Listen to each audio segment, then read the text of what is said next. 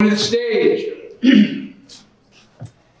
Our next speaker in the expert category, Mr. Adam Gresch, is the CEO and founder of VA Link. He has been helping business owners for the past 5 years to empower themselves to get rid of the hassles of daily business operations. And he does this by empowering them on the two factors that drive business growth most: delegating responsibilities and developing a winning culture. Ladies and gentlemen, please welcome to the stage with big energy and round of applause, Mr. Adam Gresch. Hello. How you guys doing? Good morning. So yes, I am Adam Gresch. I am the founder and CEO of VA Link.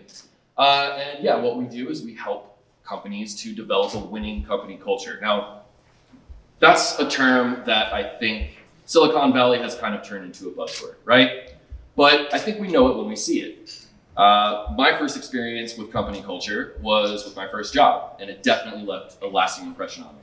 I worked at 17 years old for a little company known as UPS. How many of you have had something delivered by UPS before? Yeah, probably most of you.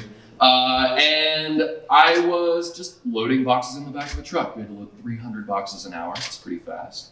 But they trained us from the get-go with their mission statement and company values in mind.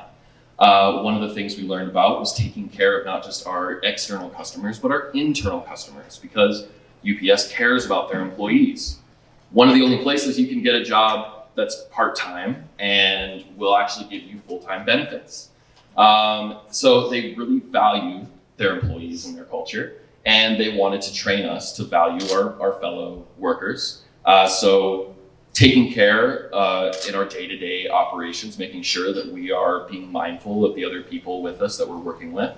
And then also the prestige, their talent brand, the iconic brown shorts that you all see. Probably most of you don't know this, but they hire internally exclusively at UPS. You have to put in a minimum of 5 years before you can even try out to drive those package cars around. So I started working there. They were celebrating their 100th year in business, and that is how you build a business that can last 100 years, is by instilling a culture like that.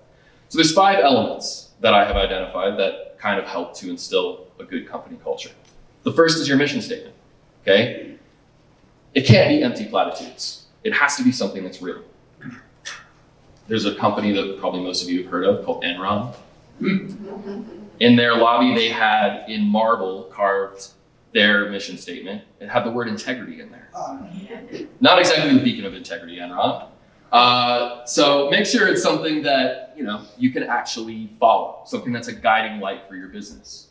The reason you want to do that is because the second step is to make that mission value, or that mission statement, real by baking that into your day-to-day business practice. You have to codify that.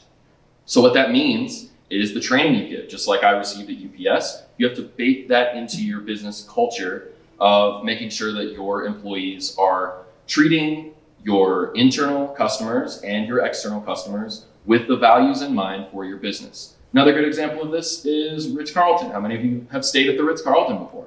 Yeah, it's pretty nice, right? They want to give an outstanding customer experience, and they empower their employees to do so. What probably most of you don't realize is that when you're at the Ritz-Carlton and you're talking to your friends or family in the lobby, everyone from the bellhop to the concierge, they are spying on you.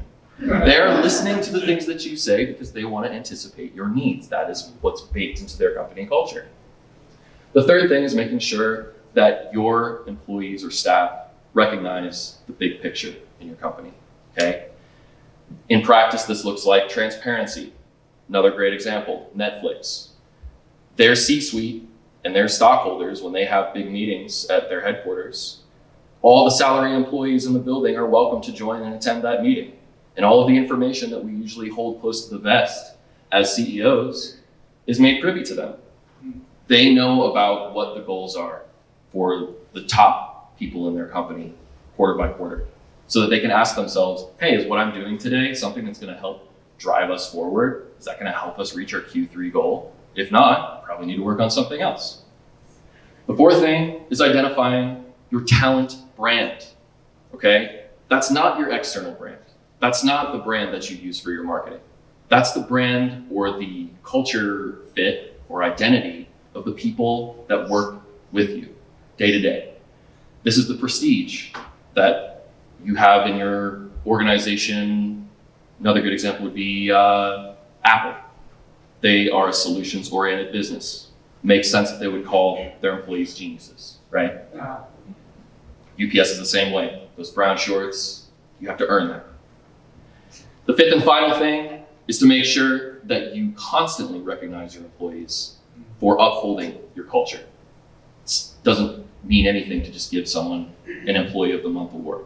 If you are a company that values good stewardship in your community, then go ahead and recognize that person in your organization that actually puts in the time to volunteer each week, okay? So those are the 5 points. I'm gonna recap them for you. First, make sure you have a mission statement that's real, something that means something to you. Make sure that it's something that you can codify into your business. Make sure that all of the people in your organization understand the big picture. Make sure that you have something that is a culture in your business that your employees can resonate with so that they feel like they're a part of something. It's a culture that they can identify with. And the fifth thing is to make sure that they understand that they are being valued in your business. So most of us don't realize this, but we spend 80% of our lives where we work. 80%, that's a lot. So it's kind of important that we make the places that we live and work places that inspire us. Thank you very much.